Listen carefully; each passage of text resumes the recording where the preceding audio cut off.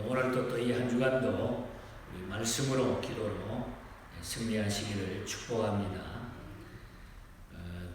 앞장에서 우리 지난 토요일 날 모세는 그 증거의 노래를 통해서 이스라엘의 배신과 그로 인한 하나님의 심판을 경고했습니다.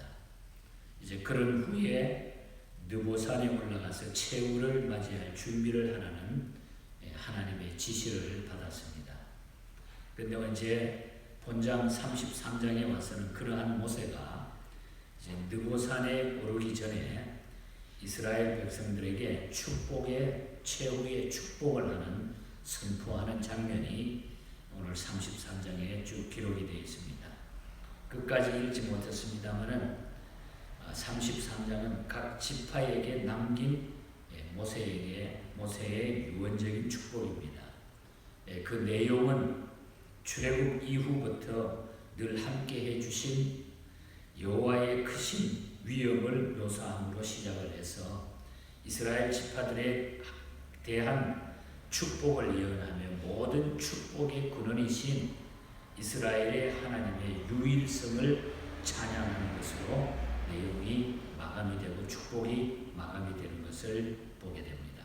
그래서 오늘 아침에는 이 모세가 각 지파에게 마지막으로 축복하는 그 축복의 메시지들을 우리가 기억을 하면서 하나님이 얼마나 우리를 사랑하시고 끝까지 붙드시는가 하는 것을 다시 한번 기억하고 우리가 이 말씀을 우리 가슴에 새기면서 우리가 하나님의 백성으로서의 감사함을 잊지 않기를 바랍니다. 먼저 1절부터 5절 사이에 보면은 모세는 이스라엘 지파에게 축복을 베풀기에 앞서서 하나님과 이스라엘 간의 언약 관계를 다시 한번 상기시키고 있습니다. 하나님하고 이스라엘은 하나님의 백성은 이런 언약 관계가 맺어져 있다. 다시 한번 그것을 상기시키고 있는 것을 보게 됩니다. 모세는 자신의 죽음 뒤에도 자기가 죽은 다음에도 남아있는 백성들이 하나님의 율법을 성실히 준행해서 성민의 본분을 다하게 하려고 말씀하고 있는 것입니다. 이를 위하여 그는 과거에 하나님께서 시내산에서 강림해서 율법을 주시고 친히 이스라엘의 최고 통치권자가 되셨던 당시에 장중의 한 광경을 이야기하면서 이 내용을 다시 한번 이렇게 상기시켜주고 있는 것입니다. 이처럼 자신의 죽음을 앞두고서도 오직 이스라엘의 복된 삶을 살도록 최선을 다한 모세의 모습은 백성을 지도하고 양떼를 이끄는 훌륭한 지도자의 모범적인 상이 아닌가 그렇게 생각을 해봅니다. 끝까지 모세는 하나님의 뜻을 따르면서 참 백성들을 올바로 이끌기 위해서 최선을 다하는 이런 모범적인 모습을 보게 된다는 것입니다. 또 한편으로는 과거의 뼈아픈 경험이 그에게 있었기 때문입니다. 그것은 단 한 번 하나님의 말씀에 순종하지 못한 까닭에 하나님의 기업인 가나안 땅에 들어가지 못했기 때문에 모세는 그것이 늘 가슴에 맺혀서 그것을 통해서 하나님의 뜻을 드러내고자 했던 그 모세의 심정이 담겨져 있는 것을 축복 가운데 보게 되는 것입니다. 그러기에 모세가 축복을 베풀기 전에 율법의 순종이 곧 기업을 얻을 것이라는 생각은 너무나도 당연한 일이라는 거예요. 그래서 율법에 순종하는 것, 하나님의 말씀에 순종하는 것이 바로 기업을 얻을 것이라. 이거는 너무나 당연한 그런 생각으로 모세는 마지막에 또 한 번 그것을 강조하고 있는 것입니다. 이 말씀 속에서 그러므로 우리는 하나님의 계명을 지키고 순종하는 것은 성도의 마땅한 의무이거나 거기에는 하나님의 큰 축복까지 따라오는 것임을 믿고서 우리가 말씀에 순종해서 축복받는 성도들이 되어야 된다는 거예요. 그래서 우리가 이 말씀이 주시는 교훈의 가장 중심적인 것은 우리가 하나님의 계명을 지키고 순종하면은 반드시 하나님의 축복이 따라오는 것이고 그리고 또 마땅한 의무라고 하는 것을 우리가 잊어버리지 말자는 것입니다. 그래서 모세는 이것을 먼저 백성들에게 상기시키고 나서 이제 그것도 각 지파의 별로 쭉 설명을 하고 있습니다. 6절부터 25절까지는 그래서 12지파 각 지파에게 모두 축복하는 모세의 모습이 나타나죠. 이제 임종을 앞둔 모세는 모든 백성에게 축복을 선포하는데 모세의 축복을 각 지파별로 살펴보면 간단하게 내용을 보면 이런 내용. 먼저 6절에 보면은 루벤 지파에게는 종족 보존의 축복을 베풉니다. 숫자가 적지 아니하기를 원한다. 종족 보존의 축복을 축복하고, 그 다음에 유다 지파는 7절에 보면은 통치권의 축복을 줍니다. 예수 그리스도가 결국 이 유다 지파에서 탄생하게 모든 백성들을 통치할 수 있는 통치권이 유다 지파에 주어진다. 그리고 레위 지파는 8절에서 11절 사이는 레위 지파는 영적 지도자의 축복이, 제사장이나 주의 일을 하는 모든 사람들은 레위 지파에서 나오도록, 우림과 둠밈이라는 것을 제사장의 옷에 붙이는 것이기 때문에 이 지도자의 축복, 영적 지도자의 축복은 바로 레위 지파를 통해서 나타나고 있는 것입니다. 그리고 베냐민 지파 12절에 보면 베냐민 지파 안전한 보호의 축복을 축복합니다. 안전히 살리로다. 안전히 살리로다. 여러분, 안전하게 산다고 하는 것이 얼마나 축복입니까? 안전하게 살리다. 그리고 요셉 지파의 축복은 13절에서 17절인데 물질적인 축복을 엄청나게 하나님이 축복하는 것을 보게 됩니다. 물질적인 축복. 그리고 스불론 지파의 축복 18절에서 19절 사이. 스불론 지파 진취적인 무역업의 축복입니다.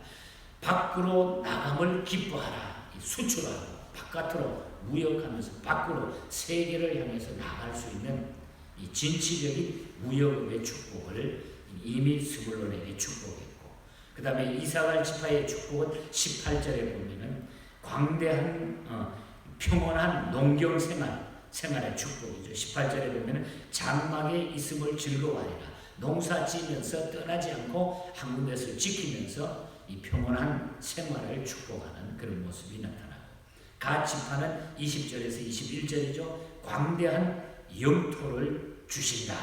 영토의 축복.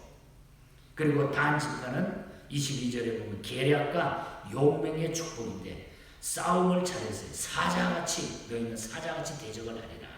그래서 우리가 전쟁이 12지파의 그 각을 쭉 살펴보면 단 지파는 굉장히 전쟁을 잘했어요. 싸움을 잘했습니다.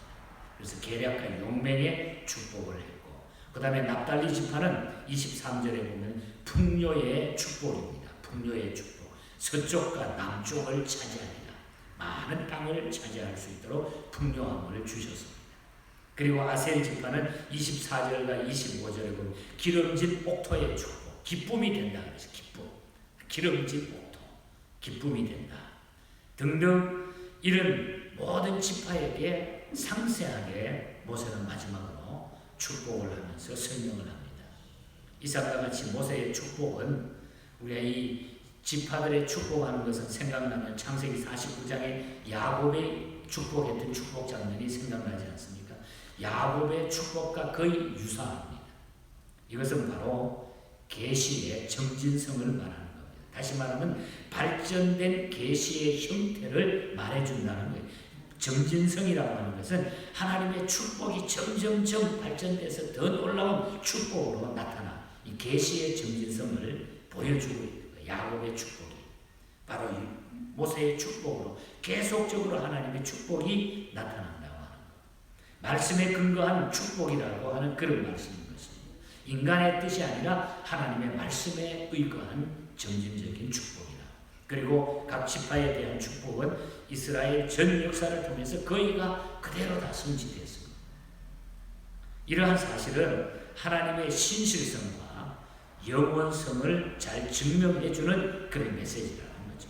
그러므로 우리는 1.1핵도 변함없으신 하나님의 말씀의 성취를 믿는 성도가 돼야 돼요. 지금도 우리는 이 하나님의 말씀이 주시는 대로 그대로 믿고 나가면은 이 축복이 바로 나의 것이 되고 우리의 것이 되고 하나님의 백성의 것이 되는 줄 믿습니다. 그래서 우리는 하나님의 말씀은 1.1획도 변함이 없다. 이것을 바로 믿는 성도가 되어야 된다는 것. 끝으로 26절부터 29절에 보면 모세의 축복의 결론이 나타나고 있습니다. 모세가 축복한 결론 부분인데, 여기서 모세는 이스라엘의 앞날에 대한 하나님의 은총과 하나님의 축복을 누리게 될 백성들의 앞날에 대해서 언급하고 있는데, 두 가지를 이야기해요. 은총이라 그리고 행복이라 이런 뜻을 말하고 있는데, 27절에 보면은 이 은총이라 하면 영원하신 하나님이 내 처소가 되어 주신다. 영원하신 하나님이 내 처소가 되어 주신다. 그렇기 때문에 이것은 은총이라, 하나님의 은총이라. 그러므로 이스라엘 백성들은 언제 어디서든지 하나님이 대적해 주시기 때문에 안전하게 된다는 거죠. 하나님이 다 막아주시고 싸워주시고, 이것은 하나님의 은혜라는 것입니다. 세상의 재물이나 권력을 의지하면 결코 안전하지 못합니다. 우리가 안전하다고 말을 믿을 이 대상은 오직 하나님밖에 없다는 거죠. 그런 하나님이 우리의 처소가 되어 주시니 얼마나 큰 은혜냐. 이 축복의 결론은 은총이라, 영원하신 하나님이 내 처소가 되어 주신다. 이 축복이 우리의 축복이 되기를 바랍니다. 하나는 행복이라 하면 오직 여호와를 의지하는 자가 생활 전반에 받는 복을 말합니다. 행복이라고 하는 것은 29절이 말하죠. 이스라엘이여 너는 행복자로다. 너는 행복자로다. 그래서 너는 행복자라는 거죠. 이 말씀은 진정한 행복은 형통에 있는 것이 아니라 하나님께 구원받는 데 있다는 거예요. 우리의 영혼이 구원받는 데 있다. 모든 세상의 일이 잘 되는 것도 중요하지만은, 그러나 우리의 형통함은, 진정한 형통하면 우리가 우리 인생이 하나님을 통해서 구원받는 백성이 된다는 거예요. 구원받는 데 있다. 그러니까 하나님의 집에 거하는 것, 하나님과 함께 하는 것, 그것이 행복이라는 거예요. 구원받은 백성이 하나님의 집에 거하고 하나님과 함께 하는 것, 그것이 제일 행복이라는 거예요. 그러므로 시편에 보면 시인은 시편 73편 28절에 보면 그런 말을 해서 대저 주를 가까이 함이 내게 복이라. 주님을 가까이 함이, 하나님과 함께 함이, 이스라엘이여 너는 행복한 자로다. 주께 가까이 하기 때문에. 그래서 우리는 주를 가까이 함이 우리의 복입니다. 그래서 우리가 오늘 아침에도 찬양했습니다만, 크로스비의 찬송시 492장 후렴에 보면 주께로 가까이 주께로 가오니 나의 갈 길 다가도록 나와 동행하소서. 앞을 보지 못하는 맹인이었지만 그는 영적으로 하나님 앞에 구원받은 하나님의 백성이었기 때문에 늘 주님과 가까이 살았어요. 그래서 늘 행복했어요. 이스라엘이여 너는 행복자로다. 아무개여 너는 행복자로다. 오늘 하나님이 우리의 이름을 불러주시면서 이 아침에 아무개야 너는 행복자로다. 너는 행복자로다. 대저 주를 가까이 함이 내게 복이라. 우리는 인생을 살면서 늘 주님과 가까이 하시면서 행복하게, 즐겁게, 기쁨이 충만한 삶을 사시기를 주님 이름으로 간절히 축복합니다. 하나님 아버지 감사합니다. 이스라엘이여 너는 행복자로다. 아무개여 너는 행복자로다. 우리가 예수 믿고 구원받은 하나님의 자녀가 되어서 이 말이 우리 가슴에 얼마나 감격적인지 모릅니다. 하나님이 늘 나와 함께 계시고 우리에게 이 기쁨을 주시니 감사합니다. 주께로 가까이 살아가게 해주시고 오늘 또 주님과 가까이, 내일 또 주님과 가까이, 영원토록 주님과 가까이 삶으로 우리의 모든 삶이 형통되어질 수 있도록 역사하여 주시옵소서. 오늘 이 하루도 주의 놀라운 은혜가 우리에게 차고 넘치게 하여 주시옵소서. 거룩하신 예수님 이름으로 기도하옵나이다.